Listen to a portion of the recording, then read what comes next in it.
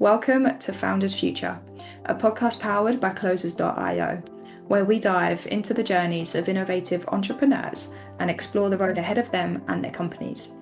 I'm your host, Olivia Salmons, and in each episode we'll uncover the stories behind impactful ventures, the challenges faced along the way, and the strategies driving their future growth. Today, I'm very excited to be joined by Naeela, founder of Alfie. Naeela works with financial education Naeela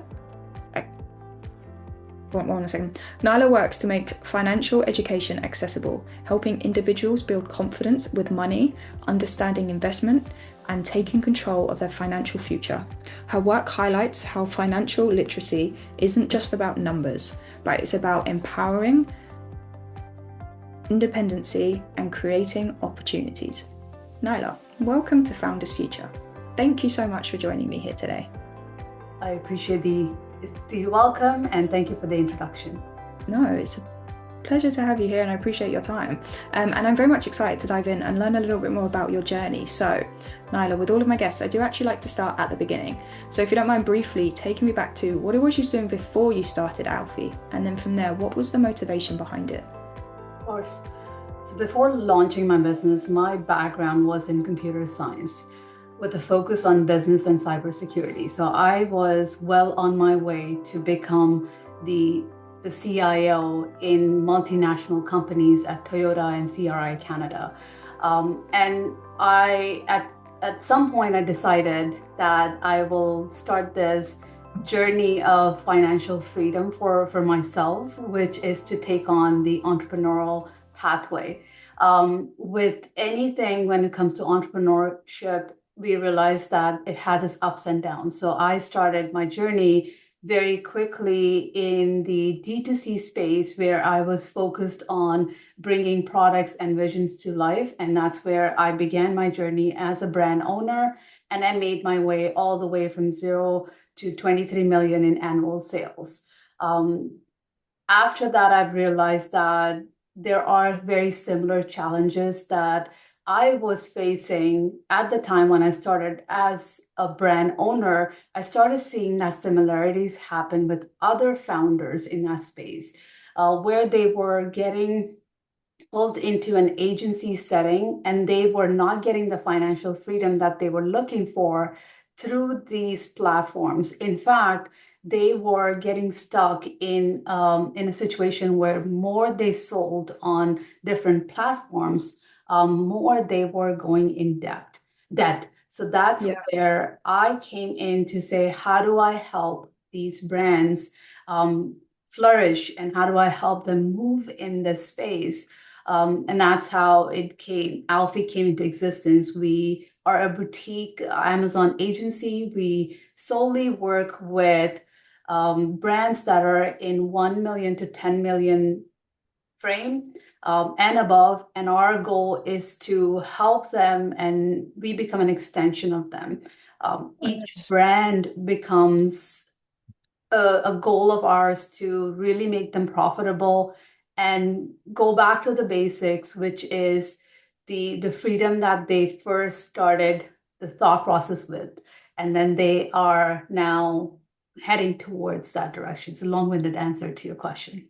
No, it was perfect. And you kind of described just enough because as you say, it's about providing clarity because there are so many other people, as you say, if they're starting out within that Amazon field or any other platform, there's so many people telling them how to set up a D2C service and how to go about it, but it can be so confusing and there are so many nuances that come into play compared to each kind of service. So I love the fact that you are providing the clarity and almost sounds like you're partnering with the brands as well, just to make sure obviously you're in that one-to-one very much in the trenches with them and can really hold their hand through. So I know you mentioned them, you're mainly working with people from 1 to 10 million when it does come to obviously the revenue of the company. So what is it like to work with you, Naeela? Like how is it you kind of help them set them up and what is your style, your approach when it comes to Alfie? You nailed it, saying that we become part of the team. We actually forget that we are an agency, and they forget that they are an agency. So we become an extension of that team. So we are an employees, but not really within the org structure. We're within our own space, and each person on my team is has been in this space for more than 7 to 8 years. One of the biggest challenges that I find with different agency setting is that the barrier to entry is so easy that anyone can enter, but the performance is where we struggle. So I've had people who I've worked with different agencies in different setting where you have these new grads joining in, and which is great that there's an opportunity, but there's a place for growth. So Yeah. unfortunately, without that growth, you're dealing with the brand financials that you are putting at stake. So our goal is to really bring in seasoned team members, become an extension. You go have a vacation, you go do other things, you go have a product pipeline. We literally tell them that this is a partnership, and I look at what their skill sets are, as in the brand itself. So some founders are very good at adding more products to their pipeline. So you become that, and we will take care of everything else on Amazon and work with everyone else. Some brand owners are excellent at speaking conferences. So that's where you will sit and we will take care of the rest. So it becomes a partnership, and we hold each other accountable. Beautiful, yeah, and as you say, you can very much meet them at where they're at as well, so they can lean into their speciality within their own company, and you just provide the rest of that source, almost like a permanent fractional worker, which is a really cool aspect. As you say, very much a partnership in general. You hold each other accountable, and you can move on from that aspect, but still in the trenches and still doing that work. Is a really important piece. And as you say, most agencies don't provide that. It's a very much a cookie cutter approach, which is why most brands don't tend to kind of take off and grow in the way that they should. Now, one thing I'm very curious to find out, Nala, because you'll know yourself, it's a very busy, very noisy world at the moment. So, how do you go about acquiring your customers? Like, what kind of sets you apart from other companies when you're doing your marketing, and just like what channels and methods are working well for you at the moment?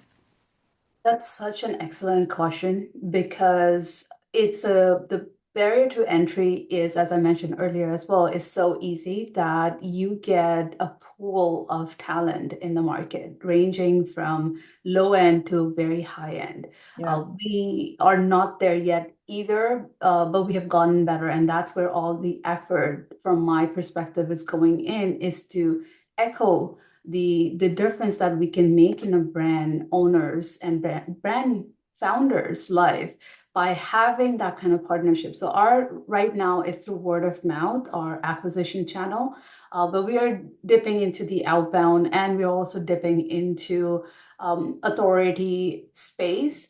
But I would say, if I had to reflect back and say one area that we are, zoning in on this year, would be the acquisition, and to stand out from the crowd, to spread the news. We're doing something great.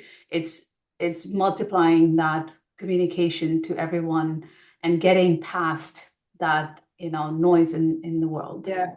Yeah, yeah, and it is such a noisy world, as I said myself, but it is those there's so many nuances that do come into play when you are marketing as well. It's one of the biggest bottlenecks for most founders I speak to. So as you say, just starting off with word of mouth, building on connections. I suppose even referrals are coming into play at that point as well, which is a really cool aspect because you can just kind of build on what you're doing and then starting on outbound efforts. Are there any kind of platforms that you're dabbling in at the moment that you're pretty much enjoying or feel like will be working well for you? There are, and it's a noisy world for us as well. There are multiple platforms and multiple agencies that come my way to promise with the exact Yeah. same output, that we will lead you to an X output for an outbound. So what I'm learning now is we are living in a very different era at the moment, that small boutique firms like ourselves have access to the behemoths of the world, and we can tap into AI and Claude. Very overused word, but very effective for a small boutique agency like ours. So Claude is one area that we depend heavily on, to understand what are the different areas that we can branch off into and leverage to spread the words. Um, Awesome.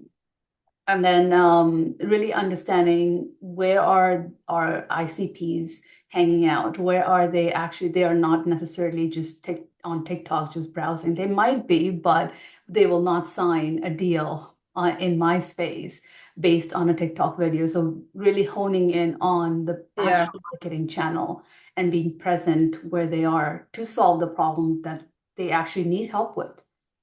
Yeah, and as you said yourself, most marketing agencies are much like brand agencies. They are very much providing a cookie cutter approach, which can't help such nuances or such people find that ICP. So it's about kind of living where your people are, I guess, and then just taking advantage there. TikTok has a weird following, so I 100% agree with you on that aspect. Running any form of advertising on TikTok is always quite volatile. I would suggest Meta would be a great kind of aspect for you, or even YouTube. Leaning into platforms where they're going to be hanging out themselves or acquiring their own customers is always a great advantage to kind of think about when you are in that marketing mindset. And I suppose, Nala, what are your like visions or your ambitions for the company moving forward? When you think of maybe the next 6 to 12 months, like what are those milestones or those targets that you're hopefully looking forward to achieving? Really twofold is where the company is heading towards. The biggest advantage we have is we're nimble and we are small and lean and mighty, and we deliver the results that we put up front in front of the brands. So that's my first vision, is how do we scale up while keeping the quality intact? Because this is our ethos. If we move away from that, then we don't have an org that I want to build going into 2020, rest of the 2026. And Yeah. the second element is, we've kind of touched on that, is echoing the difference that we make in brands. Is amazing to see that transformation happen. From, I've had brands who come in with making 7, 8 figures, but when you look at their P&L statement, they are in negative. So it's an expensive hobby that they are running. Great way to put it. Yeah, and that's where I want this message to get out there, to say there are people, I know you're jaded, I know there are a lot of other things that are happening, but there are people in the world who will help you get out of that rut and get into the actually making and having cash flow, not just vanity metrics of being a 7-figure seller. Yeah. And as you say, people often look at that wrong number because the revenue means nothing. It is that profit at the end of the day you need to be looking at and making sure you're highlighting moving forward. So yeah, one of the main goals for you, I take it, is, as you say, how do we still have that depth with working with our clients, but increase that on not just going deep, but going wide as well. How do we get that really nice funnel effect so we can keep our integrity, but help as many people as we can along the way? It's a really cool aspect. And I have one final question to ask you, Nala, before we log out. So if you could go back in time to a younger self and you could only leave yourself with one piece of advice moving forward, something you know now, but that you didn't know back then, what would you say to yourself? Such an important question. Mm. I would say trust the process. It sounds like a cliche advice coming from the older self, but the younger self is always in a rush to see things happen. So trust the process. Spread the word. There is there's value in what we are doing. There is value. There actual movement that we're making.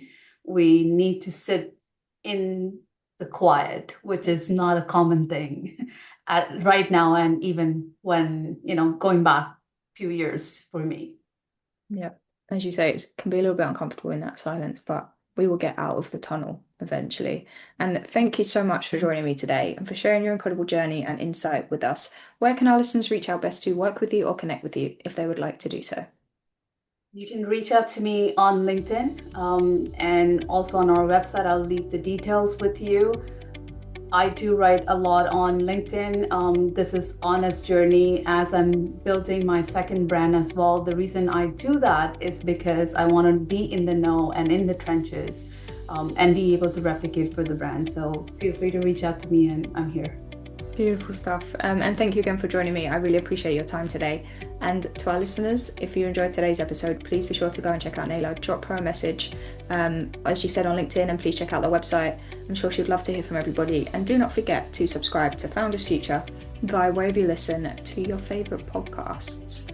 And if you are a business owner, specifically a coach, consultant, or agency owner, and you're really looking to scale your business and you want to enhance your sales and marketing efforts, visit closers.io to hop on a call with one of our team and discover how we went from 0 to $30 million per year in less than 3 years. But until then, keep on climbing and we will see you on the next one.